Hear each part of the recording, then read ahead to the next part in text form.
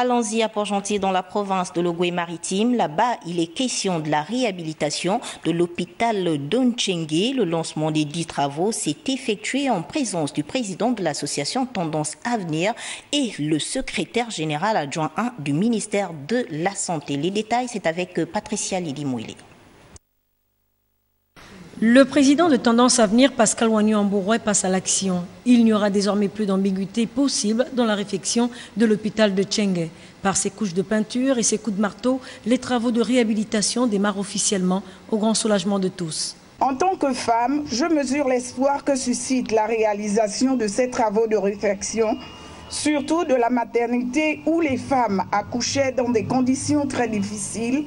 Les travaux de réhabilitation qui démarrent aujourd'hui constitue l'étape opérationnelle de ce projet. C'est le lieu de vous adresser nos vifs remerciements à l'endroit des acteurs de tous bords.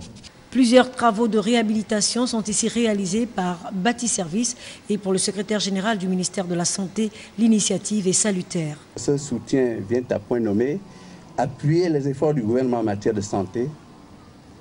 Puisse ce soutien se poursuivre pour qu'ensemble nous puissions gagner des batailles contre les nombreux maux qui minent la santé de nos populations.